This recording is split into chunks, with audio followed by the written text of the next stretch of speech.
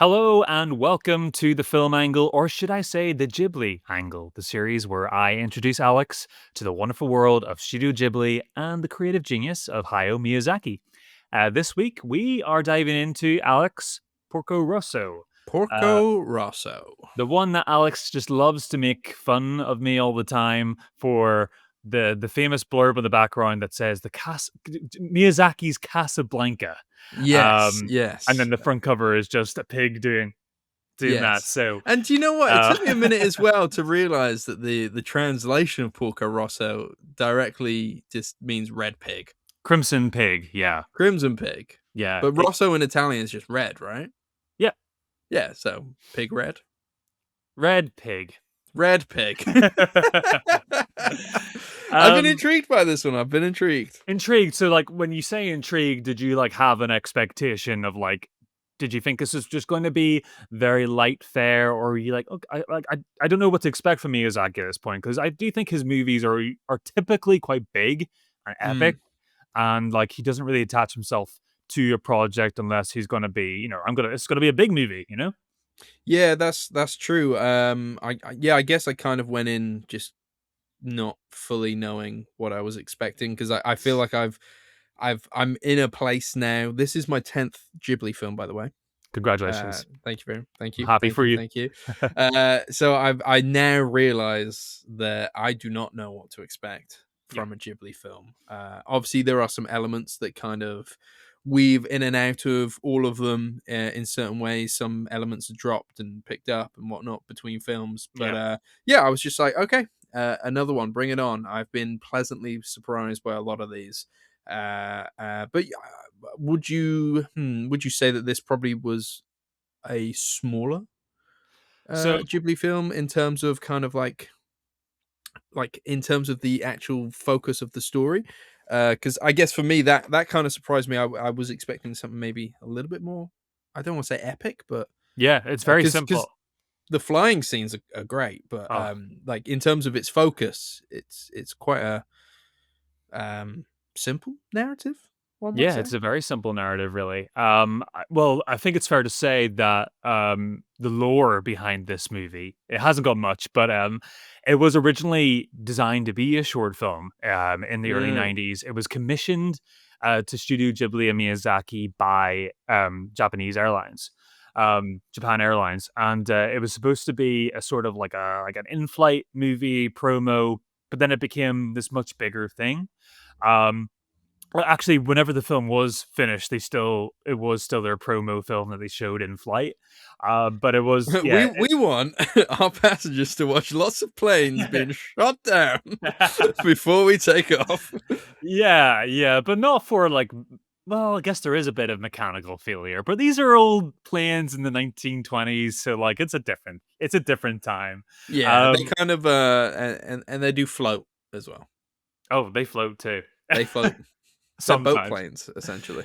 Yeah, this is a very breezy, nostalgic, look at a bygone era. Mm, This is a film that I kind of call like Miyazaki Sunday afternoon kind of movie that I kind of mhm, like. It's mhm. something that besides Paul New, a film that we will get to much later, this is probably my second most watched Ghibli film in terms of just like how I enjoy the simplicity of its plot and just kind of living and revisiting these characters and the music, and it's a very easy time. But you're right, the plot is very simple. Is that something that made a roadblock for you from enjoying this and kind of putting up there, I assume, with other Miyazaki works, or did you fall in love with it like me?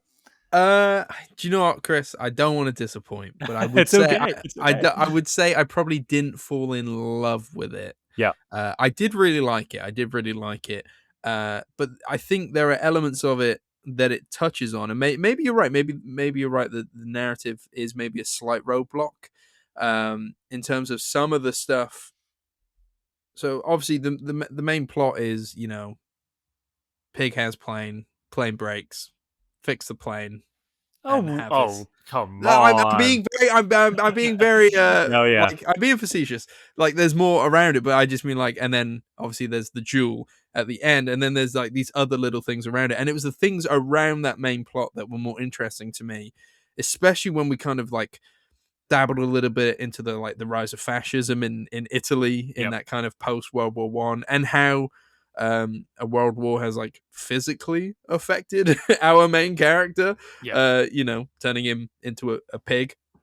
And there's some really beautiful stuff in there. There's that imagery where we get the flashback, and essentially he's on borrowed time in a way, isn't he? I think that's what it was going for. We see all these planes in the sky. It was like plane heaven, Yeah. um, where these kind of fallen soldiers had been, and I guess that shapes.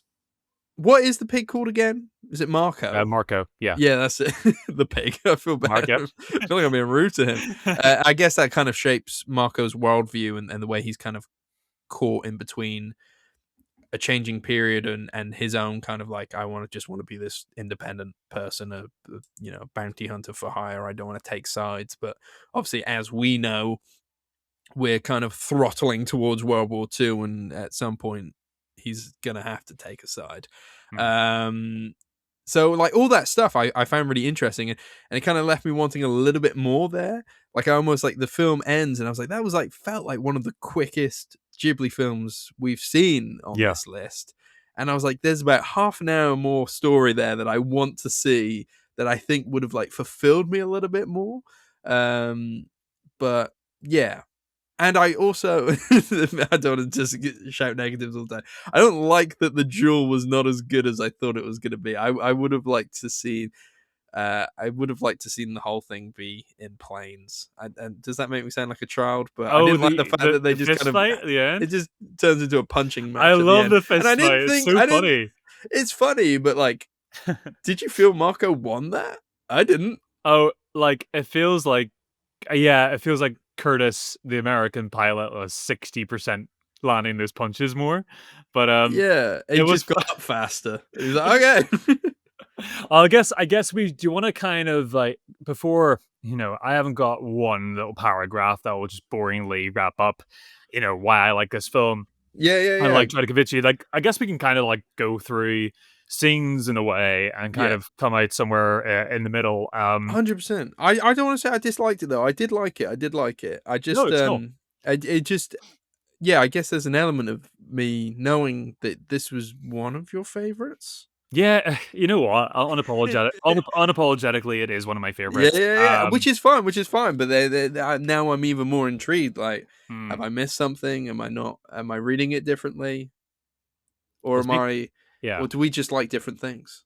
I think this definitely is a vibes movie as well, in terms of like its sun-kissed Adriatic aesthetic, Mm, which does play a big part into my enjoyment of it. But you were referencing the simplicity of the plot, which I cannot argue with you at all. Like it is a very simple plot, but the more I watch this movie, I think it opens contemplation for thought, for what it doesn't say, and I think Miyazaki gives you a lot of time to kind of have that space to kind of just think about the time period and kind of, reminisce a past that you were never really involved with. So like, let's go mm. through the start of the movie, I suppose. But Like, I like it is also like an alternate past, isn't it? it, it is, yeah. I mean, Because I don't think there were plane pirates. no, no, no. No. It's kind of, do you know what's a really good, like mirror reflection of this world? And I kind of think it's the Wild West, which is sort of Mm, a yes. romanticized 15, 20 year period of time that our film, um, vision, or our film sort of like image of what that is completely probably different to the reality, and we probably will never really know what that reality was Mm, like. And this kind of felt similar in terms of like a romantic look at a past that what that was. But I don't think Miyazaki is afraid to subtly show the problems as well with the time period. yeah. um Especially, I really like to discuss, like, the Theo character as well. Yes. That's definitely something I thought, like, I bet Alex will have something to say about this. And not that I wanna be, like, not want to counter you, but this is definitely something the more I've watched the film, I thought about. and have an argument for anyway. What, all the characters simping over a 17-year-old girl? Well, if you wanna lay your cards out on the table and tell us exactly, yes, yeah. Okay, before we get there, I guess we kinda start with the beginning of the film. So Yes. we have we have Marco's little hideout, cavern, cove, that the film opens up with him asleep on his little private beach, which I fucking love. I wanna go there. I wanna go there on my next holiday. His record playing, he's got a bottle of wine. I'm instantly in, this guy's cool, straight Yes. away. And can I say as well, because you mentioned, like, the setting and the imagery, I will agree, that it is one of the most kind of, like, beautiful looking Ghibli films we've seen so far, and probably the one that I could, like, soak into the scenery the most, because I love the way the ocean looks. I Mhm. love the Italian vistas and the beaches. And yeah, just like honestly, some of the best animation I think we've seen so far, and that comes from some of the dogfights in the skies as well. It's just like Yeah. I could watch a bunch of those. Like I'm very in it, and also in a way that kind of makes you think, I just don't feel like live action films could completely recreate that, even now with our technology, Mm, yeah. in a way that feels nearly as epic as what maybe some would consider as like relatively simple animation, but like it just works. Yeah. And there's little touches that he makes, like when Marco is sometimes just flying the plane by himself, and these like these moments where he's just going from like island to island, and Mm, you'll get like this really big vista shot of the plane, and then suddenly as it goes past the sun, you'll see like a reflection come off the plane, which I mhm, love. mhm. They do that like 10 times in a movie. I love it every time they do it. But, yeah, I think Miyazaki's just so good at, like, movement, isn't he? Like, anytime a Yeah. plane's going through water and you just really get the sense of momentum, even though it's like, there's not many frames going on in a second. Um, but yeah, I love the start of this movie, how it sets you up with the pirates kidnapping the kids, and the kids, like, enjoying the experience of being kidnapped, we're subtly, well, not subtly, very not subtly getting introduced to the fact that the pirates are all, you know, big Mhm. nincompoops that kind of later on they go on a raid of a cruise ship, and they all argue with each other over who should attack first because they're all too kind of chicken to do it, and they use like their signals on their lights to kind of tell each other that they're all having engine failure. Very, um and I really liked that element, the Morse code with the lights in order to yeah, kind of talk to each other in that engine way. feel. Yeah, Yeah, yeah. I That was a really nice kind of like little detail there that yeah, just I very much enjoyed that. yeah, it's like Wacky Racers, isn't it, at the beginning? Yeah, Yeah, it did remind me of Wacky Races a little bit, yeah. especially when I think when the two planes come out of the cruise ship, Oh and yeah. it's like, oh, we got some different players added to the mix. Like, what's going on here? Yeah, that was fun. Yeah, and then we're introduced to the Hotel Adriano, Hmm. which is and its proprietor, Gina. And then we have her singing as Porco comes into land, and that's such a cool scene because it's obviously very cinematic, but it also does a Mm, really good job of establishing the whole movie in that 1 minute. Really, like we have Porco landing on the jetty, observing Curtis, the American pilot's plane, who then becomes the rival later on.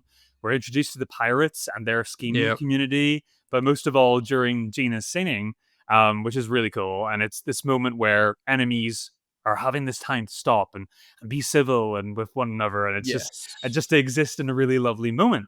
And this Yeah, and whole this bar acts as like almost of a no man's land, yeah, that's right. where we can all kind of interact and we take the fighting We can elsewhere. openly scheme next to the table next to our enemy. Yeah, yeah, Yes, yeah. a little bit like the Hotel Continental in the John Wick universe or something like that. Absolutely. And like I think maybe that's where I'm seeing the Casablanca similarities here. I'm seeing Mhm. like that the hub being this sort of really overly romanticized bar, which looks like a really great place to hang. Also Moss Eisley, Cantina sort of thing going on. But this whole film just feels like that to me. It feels like I'm watching a very delightful memory of ghosts of the past. Like I could see this whole room full of these characters, and then suddenly they all fade out, and it's this empty bar is left, and you know, um, what a time, why like the Wild West, what a weird time to be alive, but wasn't it wonderful? Mhm. So the pirates are pissed at Porco because he keeps getting hired to foil their pirate plans, and so they enlist the cocky, self-loving American pilot Curtis to go after him. And it also helps that Curtis also hates Porco because he gets all the attention from Gina. And Curtis doesn't get it. So there's this big ambush that happens later when Porco's plane has a malfunction where he barely gets out of there alive, and Curtis thinks he's dead. But Porco just manages to hide out and then take his destroyed plane to Milan and get it fixed. And then enter Theo, who is Mm. the daughter of the mechanic who Porco goes to for years every time he wants to fix his plane in Milan. So he's Porco spending all of his money to get his plane fixed, and Theo is overseeing the design. And yeah, this brings in the interesting topic of like she is very much leered over during the film. Yes. Everyone has a comment about her sexuality, I suppose, and how she looks. And yeah, I'm very interested to hear like how you reacted to that, or whether you felt negatively about that, or you felt there was something Miyazaki was trying to say. Well, there's a few different ways I felt about it. Like I liked some of those early scenes in the workshop where because we're in the depression, the men have all left to find work elsewhere and the Mm. women still have to kind of take care of the business.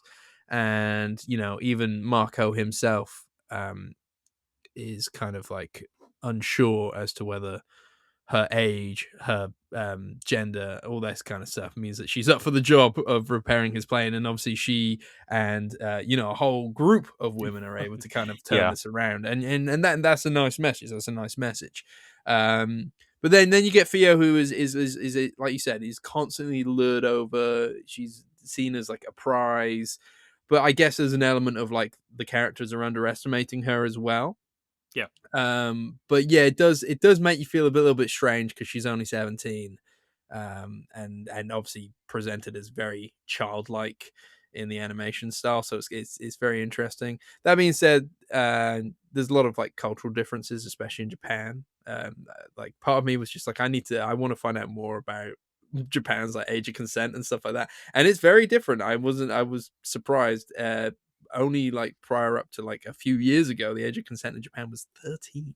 oh yeah, wow, So wow. like Uh, there's a lot of different cultural stuff going on as to how I guess a 17-year-old should be viewed potentially. yeah, Though I don't want to touch I don't know a lot about Japanese politics and that kind of stuff, and I know that was all kind of reformed, so the age of consent was moved upwards. And prior to that, you could still be convicted of like if you slept with a 13-year-old. It sounds awful, doesn't it? You had to you be did homework. You did you homework that I did not do. you couldn't be older than like so you could be prosecuted if you were 5 years older, Okay, between ages 13 to 15, I there's a lot of think. technicalities to this. Yeah, a Yeah, lot of time, but I just because it did make me think like the way this character is being viewed is slightly odd, but we are in a different time period. We are dealing with a different culture, but also a culture that is making a film about Italy. So maybe I should have done some research into like Italian culture in that kind of time as well, because I don't know much about it other than like that was the rise of yes. Mussolini and the fascists in that time, and obviously we know how Italy kind of went during World War II. So Hmm. yeah, there's a lot there that probably kind of means that with modern eyes, that maybe seems slightly more precarious than maybe it was when it Yeah. came out in the 90s, and I guess predominantly to a Japanese audience. So Yeah, I think you've said it really well there. Like it's an early 90s Japanese film set in 1929, so there is a lot of these different a like lot of cultural crossover I don't know much about. there's a lot of But yeah, I can't help but like it did kind of I was a little bit like, oh, this feels a little bit weird. yeah. But I guess the argument is that she is constantly being underestimated by those around her. Yeah, I think that's well put. And you know what, also helps now seeing, I've seen every Miyazaki film. You've seen like a great portion of them. Um 10. 10 Miyazaki films, Well, but not me, well, not 10 Miyazaki Ghibli Ghibli films. films. But I think the thing is, you kind of know how Miyazaki likes to champion women a lot in pretty Yeah. much every one of his projects. Making them protagonists and making them very capable protagonists that are often underestimated. um, and making them very compelling. So, that kind of lends a lot to how you assess the characterization of Theo too.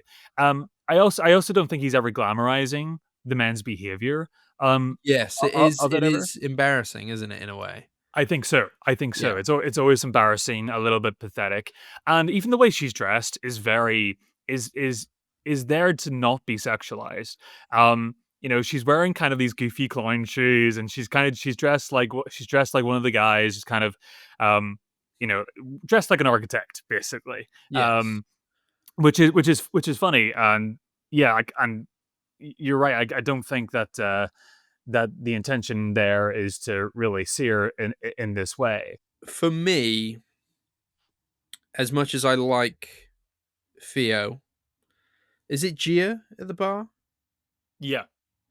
I find her quite underdeveloped, and also I don't feel like I was like fully fulfilled with Theo's storyline as well. Like I'm not sure. Like there feels like there should be more in this film. Is that something that is brought up in the production at all? I don't Really. know. I just feel like I left slightly underwhelmed at the end of their storylines. And Gia for me just feels like that's where the Casablanca stuff comes in, isn't it? Like that bar, her position in the bar just feels very that's wearing its heart on its sleeve as to kind of intentionally trying to bring Yeah. in imagery of Casablanca. Well, I guess there's a lot of fill in the gaps with Marco's past, isn't there? Yes. With like, zoom ins on old sepia photographs of themselves whenever they were much younger. And then we also get the very, like, I guess the one of my favorite scenes actually is the moment that they when Marco flies back from Italy and passes over the hotel Adriano when Curtis is Mm. making another terrible attempt at wooing Gina, and there's like this backflash of them as kids taking flight in the plane together, and that's like a really that is a well timed moment that we kind of Mm. needed. Um, and I love that line when she says after the backflash where he flies away and she just whispers under her breath, "You fool." Um, which I really liked. I felt like Yeah. their relationship really reminded me a lot of like the Indiana Jones series, with Yes. Indy and Marie and their relationship, and like uh, there's not a lot there, but you kind of known that they've been through some stuff together. It was a slightly thinner version of that for me, but That's a I really good comparison as well because I think I didn't think about that, but at the end where he kind of throws Theo into Gia's plane, and Gia makes a comment about like you're always doing this, like as if he's yeah. had multiple kind of compadres that have joined him in the odd adventure, and then he kind of chucks them by the wayside a little bit. And that's very Indiana Jones, isn't it? Like each Mhm. film, there's a different lady or a different sidekick, you know?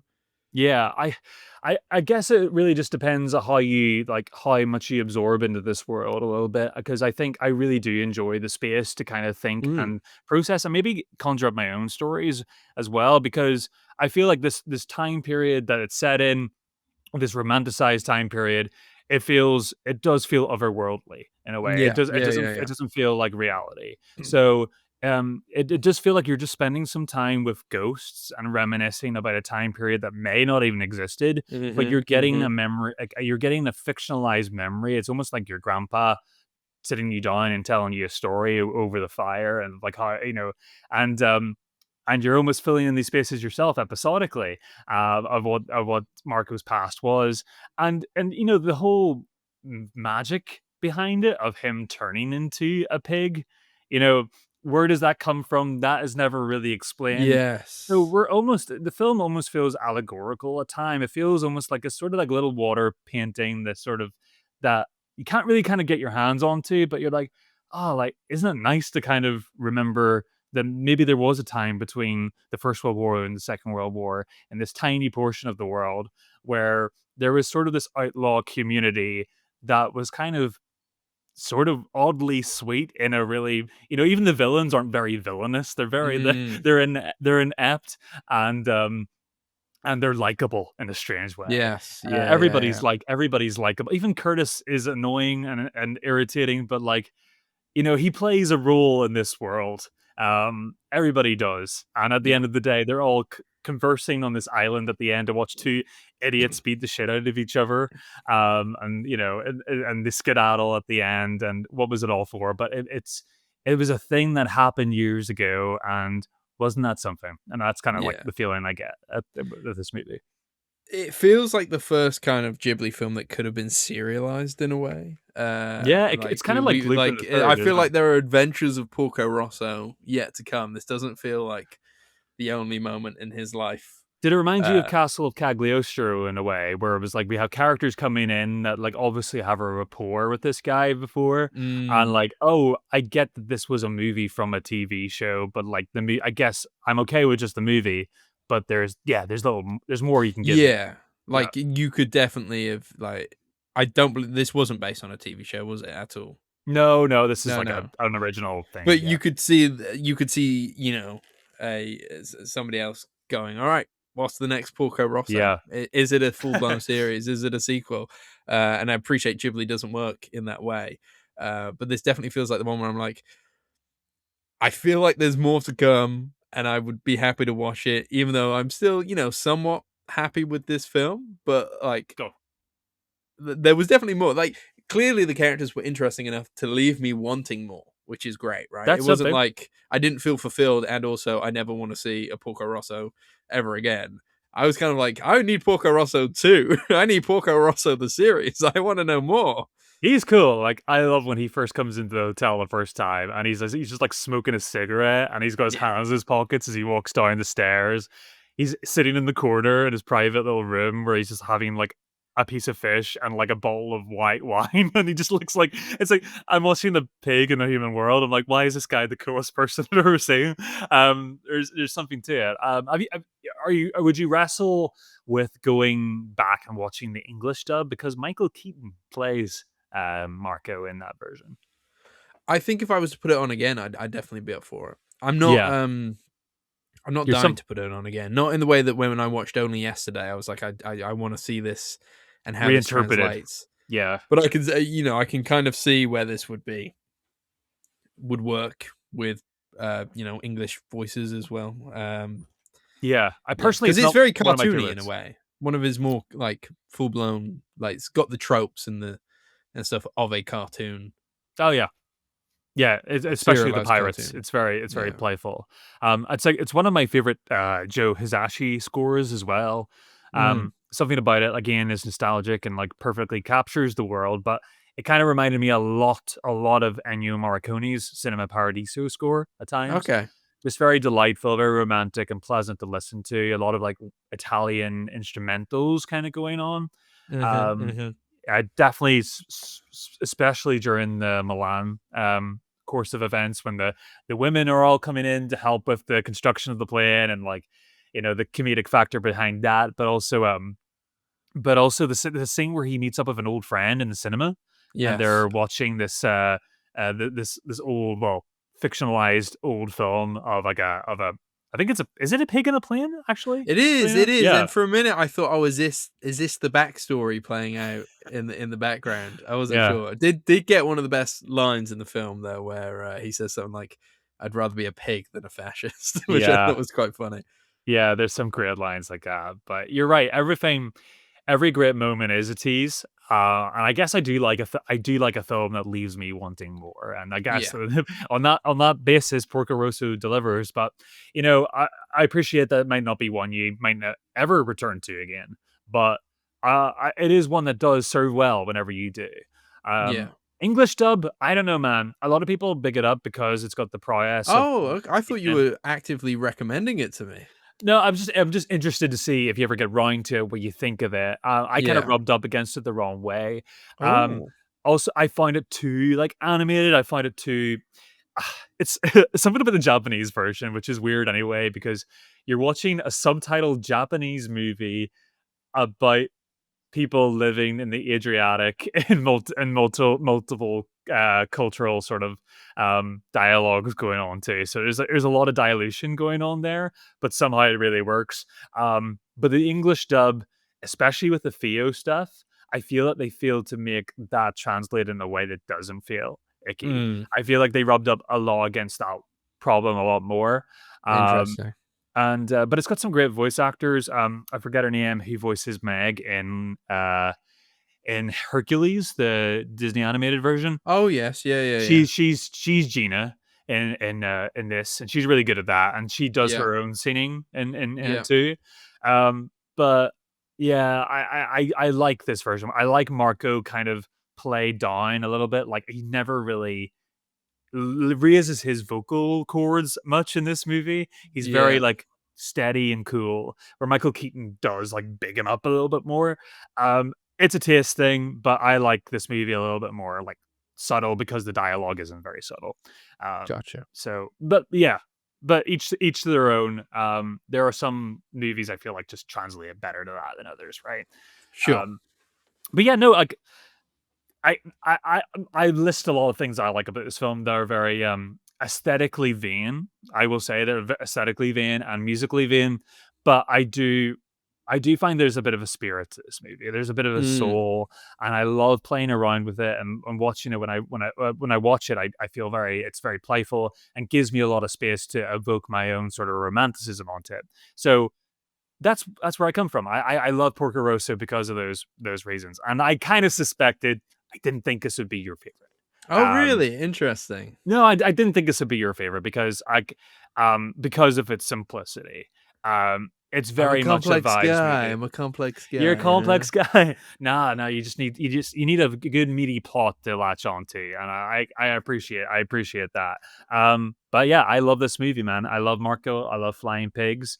Um, Down with fascists. Yeah, it's Hell awesome. yeah. Hell yeah.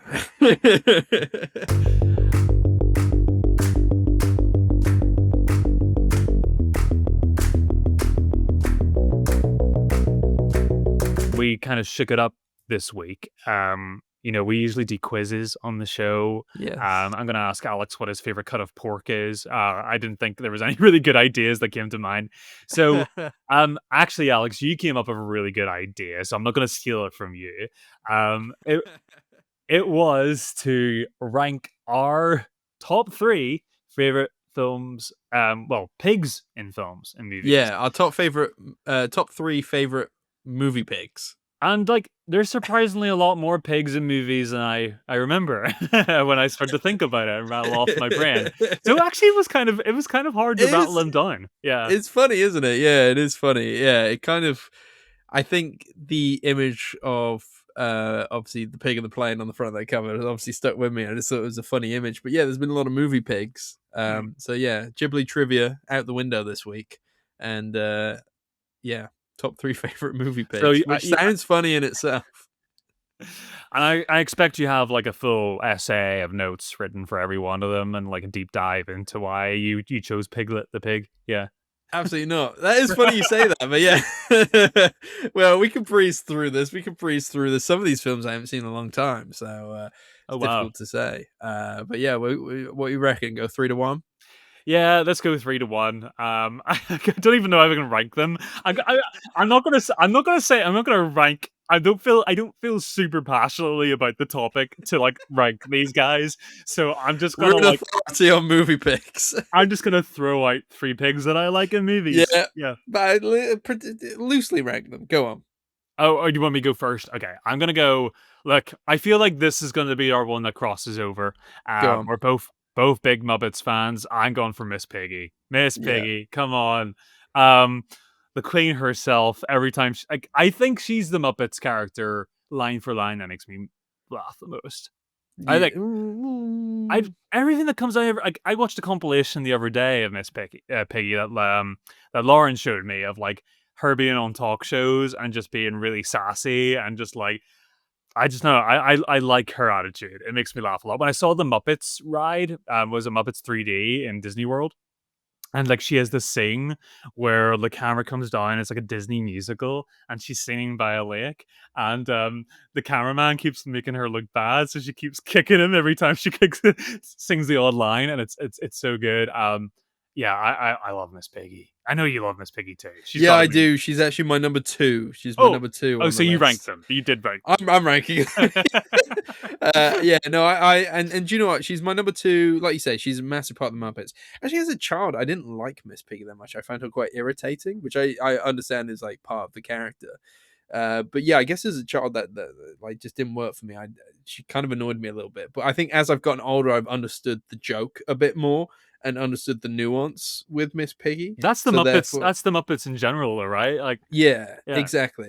If you're not kind of understanding where the joke is coming from and like who is the butt of the joke and all that kind of stuff, then it doesn't really make sense. So as a child, without the kind of context of the wider world, Miss Piggy was just irritating to me. Whereas now, it's it's kind of a comedy about our own feelings on I guess big famous women, as well as kind of commentary on the kind of diva persona as well. If we were to look deeper into the Miss Piggy thing. I mean, like, if we're not like, poking fun at like a specific type of person, I think Miss Piggy is just like the worst person ever. I see like no redeeming factor about her, which makes her really funny. Is just that she's completely selfish and like Mm, and will do anything to make herself look as good as possible, but in the process makes herself look awful. Um, yeah. yeah, There's there's a Miss Piggy movie. I'm just googling it right now there's with a piggy. There's a Miss Piggy movie. Emma Stone and Jennifer Lawrence are producing it. It's to come. Yeah. Oh, I'm I only found this out recently because it was like a article where they asked if either of them were playing Miss Piggy, and they were like, "Absolutely not. Miss Piggy's playing Miss Piggy." yeah, of course, I yeah. don't know much about the film. I'm having a quick look now. But yeah, Imagine there. imagine being the first person to ask that question. I'm on a brave soul. Yeah. So it looks like Emma Stone and Jennifer Lawrence do plan to star in it together, which is pretty cool. Yeah, that Kind sounds of really fun. team up. But yeah, they're producing a Miss Piggy movie. So there you go. I could, like, see a movie where Miss Piggy is starring and, like, both of them are, like, her wing girls in a way. Yeah, That could be there's a interesting. lot of love for the Muppets in Hollywood from big actors, actresses, but like general audiences do seem to be slightly It seems wavering to on it a be, little. like, a millennial upwards thing now, doesn't Yeah, it? yeah. Unfortunately. Which is yeah. But But then everybody, Sabrina like Carpenter is going to be the first star in the new Muppet Show series. oh, well, like, that could bring some people in. Yeah, that's coming out. That's coming out in February, right? Oh, I'm sure you know. I Um, think it's February. but isn't it like it's so funny with the Muppets, like that all year round, like 95% of the populace just won't engage with the Muppets in any sort of way. But then Christmas comes along and everybody all agrees that yeah, I'm putting on the Muppets Christmas Carol this year. Mm, And it's like it's just very interesting socially, like why we all pigeonhole the Muppets to that time of year. It's like, that's mm, not the only good thing like to come out of the Muppets. And it's just funny that people only have the appetite in December to engage with them. And I that's always find true. yeah, it's a funny thing. I guess it's just like how it's presented. Maybe it's just like it's hidden in Disney Plus and people just don't really know like how to engage with it and That's present it true. anymore. But you need to go back. There's some great stuff there. We're still teasing doing the Muppets, Chris Wizard of Oz sometime, but apparently it's not great. Um okay, number 2. Oh wait, I I haven't done my number 3. I haven't done my number 3. My number 2 was Miss Piggy, so I was jumping on, but I haven't done my number 3. Oh, sorry. So Yeah. you're We're all on good. tangents. You're all Yep, good. yep. My number 3. You mentioned him, her briefly. I'm trying to. This is how badly. I don't know. Is Piglet a girl or a boy? I don't know. Piglet's always been like kind of like a SpongeBob to me, you know? Pigs go in which one? Baby pigs, piglets can be male. Yeah, I thought Piglet was male always, but I could be wrong. I I don't even think. Oh, I've put yeah. Now the AI overview on Google is giving me a rundown on actual piglets. I need Winnie the Pooh piglet. It's telling me how you can differentiate. Okay, Piglet is a male character. There you go. All right, Yeah. so I'm putting Piglet, as you have probably guessed. One of the guys. That's my third. More of like I couldn't not put Piglet on the list. Piglet was actually an imaginary friend of mine when I was very young. I fucking forgot about this. Yeah, yeah, yeah, Yeah, yeah. tell the story. What? What do you mean tell the story? It's Just it's my it's imaginary friend was an actual character, so not a great imagination from me. But yeah, the one time my mum threw Piglet in the wash, and I threw an absolute tantrum. and not just like and not a physical manifestation of No, Piglet. Like she threw the imaginary Piglet, so nothing. She threw nothing away she threw physically, nothing away. Just I knew that my imaginary friend Piglet was in the wash basket, and she put him in the washing machine. and you were 12. No, I was not 12. So yeah, I could not put it on there. I haven't seen Winnie the Pooh in a long time, but yeah, clearly Piglet was a big part of my life in the very Mm. early years. Yeah, I like did then get a physical manifestation of Piglet. do you ever play the Uh, Piglet video game that was on PS2? I'm not a loser, so No, no. well, no, like this had like a big weird resurgence in the gaming community last year that all Okay, people were replaying Piglet the game, which was okay, like a 3D action platformer where you played as Piglet, blah blah blah. Crash Bandicoot, Ratchet and Clank sort of style gameplay. yep, But it's very famous for this one. It has one world in the game, which is like a really grim, dark world, which is a horror setting, which Piglet okay. gets put into, and it's all black and white, and it turns apparently it's like nightmare fuel, and it became really viral last year. So maybe that might be a bit triggering for you, Alex. Maybe you should watch that. Um, Thanks. but no, there's something about like the late '90s and early 2000s where like Winnie the Pooh was still like a really big deal. Like I remember Yeah, the Tigger movie was really big deal in my household. yeah. Um, I rented that boy like 3 times until I actually bought it, and always cried at the bit where like I know he's out in the snow or for some reason at the end he gets cast out. I'm like, oh, poor Tigger. So yeah, no, I've always loved Winnie the Pooh, and I do want to like I want to go back and like watch the newer movie that came out that everybody said was really good like 10 years Yeah. ago. Still haven't seen that, but yeah, no, good pick. He's a cutie. There you go. So that's my number 3. You can now jump onto your number 2. This is like the most boring pick, but I did go for Ham from Toy Story. I Um, considered him. I considered him. like where would our childhoods and lives be without Ham? Yeah. In all manifestations, I suppose. Yeah, he's awesome. He's another Miss Piggy adjacent, where he's like a bit of a grump, a bit of a wise guy. Like Toy Story 3 even like pigeonhole him at the beginning as the villain in like a sort of fictional sort of world within a world. Um, yeah, he's a white. What can I say? He's a wisecracker. He always has something to Yeah. say. I don't know if he ever really brings much to the party. He's more of like a hindrance than a friend and an ally at times, but he's there when you want him to be. Uh, he's got spare change. I like him. I like the vocal performance. I had a toy version of him Mm, as a money bank as a kid. So like gotcha. I can see my childhood bedroom and see him on the at the edge of the room, and you can't deny that, right? You put your wagers into him every month. Yeah, 20p. Yeah. Yeah. Have you got anything else to back up Ham? Because I obviously failed it. No, I don't know. I did consider him just obviously again kind of an iconic pig from our childhood. But yeah, he didn't make the list. He didn't make the list. Who does number 1 then first? Because we've kind of spoken about my number 2 being Miss Piggy. Do you want to jump into your number 1 and then I'll do mine, or Right. should I just tell you mine? I didn't rank them, but if I was re-ranking them, You're ranking them right now. three is Ham. This next one's gonna be number 2, and Miss Piggy would be number 1. I love Miss Piggy. So, but my last Oh, for one, goodness sake, Chris. I, I told you at the beginning I ain't ranking them. We said Number top 3 favorite movie picks. they are top 3. That's right. My number 2, before Alex's number 1 is Pumbaa. I love Pumbaa. Oh, So yeah, I'm of course. oh, did you forget about old Pumbaa? Did you? I feel like maybe when I did a little bit of research into my top 3 favorite movie picks, I feel I remember him coming across, but I thought he's more of a warthog. He's But in the I family. he's in the family. He's in the family. Okay, I'll take Pumbaa. I'll Like, take I mean, Pumbaa. like, you can't. come on, we can't say Miss Piggy is any more pig than Pumbaa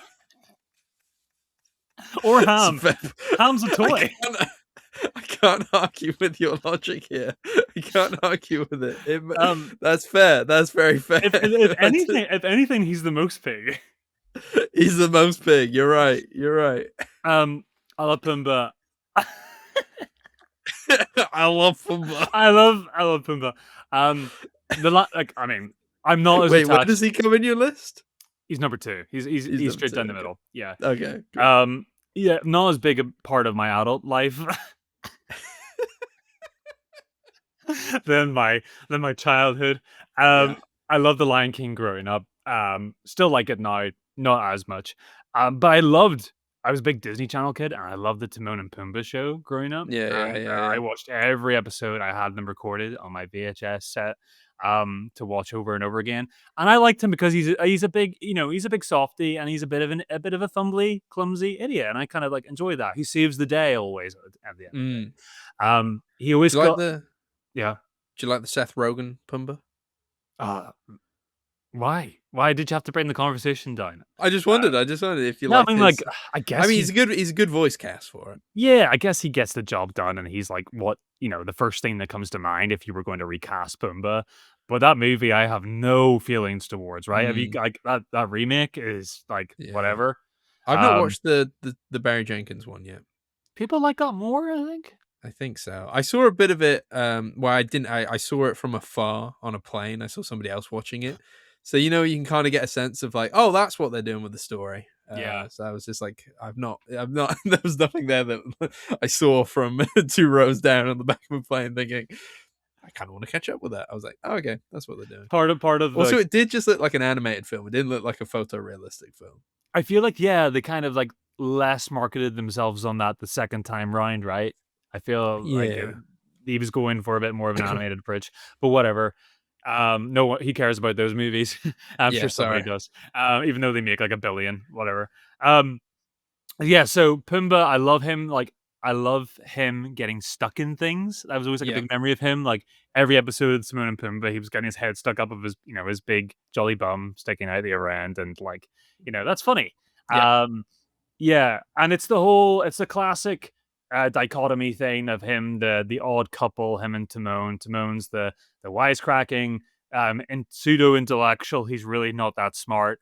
Pumbaa's just like at his mercy. No, but I like Pumbaa. He's a lot of fun. Again, like the Ever Pigs, where would we be without these lovely guys, And Yeah. I thought I'd balance it out because the other two are like, Ham's okay, he's in the middle, he's nice but a little bit selfish. Miss Piggy selfish, Pumbaa nice. So I'm like, Yes. I'm balanced now, Nice. I like it. So my number one favorite movie pig. I put this as my number one because it's the first pig that came to mind as I soon know what as you're we gonna saw say. about the list. I don't think you are. I don't think you are. Really? Okay. No. Well, Oh. you tell me. I thought you were gonna say Babe. No. I very much thought about Babe. Mm. Babe's an honorable mention, but it's not. Yeah. It's Spider Pig from the Simpsons movie. But it crossed my mind. It crossed my mind. But I was like, what does he doesn't do much in the movie. No, but if you think like, I mean, It was iconic. Everybody was like, singing Spider Spider Pig Pig. for a year. Yeah. Spider Pig Yeah. does whatever Spider Pig does. Like Yeah. that was a big thing. And all the trailers, that was a big joke in it. I remember that was that like the first meme before memes were Kind of was. Yeah, it was the 6-7 of its time. Chris, I said to you I never wanted to mention 6-7 on the film angle ever. You've broken our rule.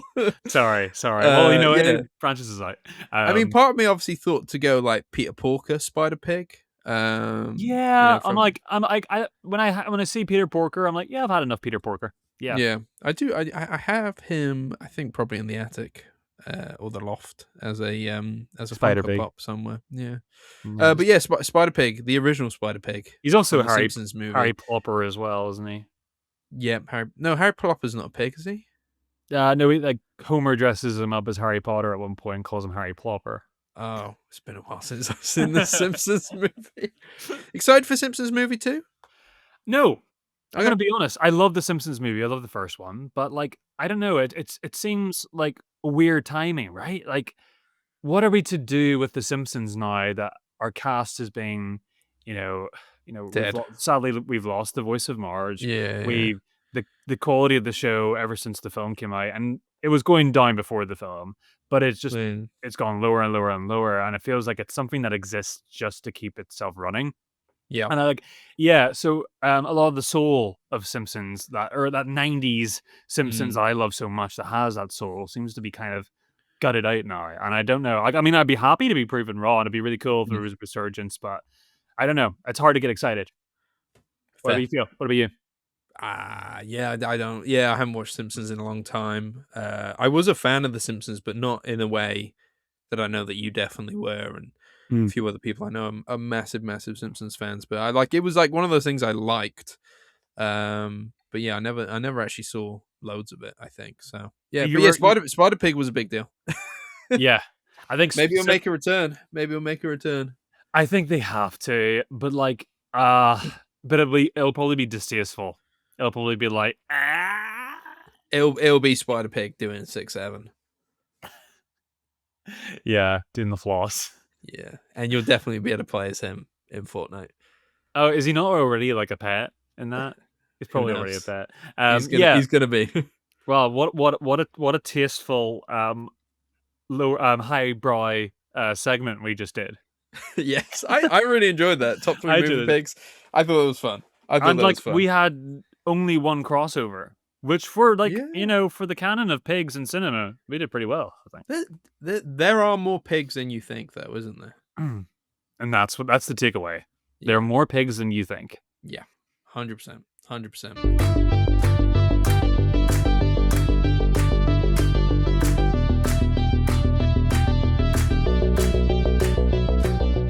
What's the next film on the list? Okay, so you know what? This is gonna be instantly demote me and my credentials, but I think maybe people will understand.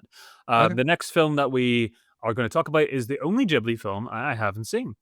So you and I are going to be blind as bats going into this one, and it is Ocean Waves. Wow. Um, so this one was neither directed by Takahata or Miyazaki. This was Yep. actually a part of a program that Ghibli had in the background where they were really kind of trying to think about the future of the company of the animation studio and kind of try to root out and foster new talent. So they got a lot of new proteges on this project, all working together. Think of it as almost like a step above a university project, Sure, where they're getting sure. all together and see what we can get out of this. And this is Ocean Waves, which is a bit of a slice of life, small drama. Um, yeah, I'm looking forward to exploring that one and seeing like if it is a step down in Ghibli quality or if it's like a bit of a underrated film. So that could be cool to touch on with you. Yeah. I'm very excited. I'm very excited, and I think we're in 2026 now. We finished our greatest films of all time list, and we have said we should maybe increase the amount of Ghibli Angle episodes that we're doing. So don't hold us to this, but we're going to try do one a month. So we'll hopefully be more regimental with the Ghibli Angle series going forward, rather than it just being like an every now and then thing. Hopefully, you'll get one per month for this year. And even that won't take us to the end. There's a lot of Ghibli films, but it's a good series. It's a good little fun thing I to love do. to. I had a lot of fun today, so yeah, it makes me more excited to watch more. And I love Yeah. and like watching these films is always like I don't know. I'm talking about myself here, but and I've seen them so many times. I find it very pleasurable to do my homework for this. Yeah. So yeah, it's no problem. Yeah. I know what you mean. I know what you mean. And if anybody has seen Ocean Waves and knows what our trivia section or should be, or whether we should mix it up again, do we need to do top 3 ocean waves? I was gonna Uh, say like top 6, 7 oceans is just all of them. oh, stop saying 6, 7, Chris. Oh my god, I did. I need to like go I need to go to like some sort of rehab or something. I feel like my uh, mind is melting day by day even more. yeah, you Right. are brain rot. Yeah, ocean waves. I'm Yeah. sure we'll figure out what the trivia should be. when we watch it, maybe. Yeah, maybe that will like enlighten us. Yeah. Yeah, looking forward to it. So I imagine you'll see that one in a month or a few weeks. We'll see how it goes. Yep. Okay. So, time to say goodbye then, Alex. Yeah. All right. Well, that has been the episode for this week. If you've enjoyed it, make sure to leave us a 5-star rating or review. We do really appreciate it. If you'd like to keep up to date with us, make sure you follow us on Instagram and TikTok at The Film Angle. Be sure to catch us next week for more cinematic discussions. Goodbye. See you later.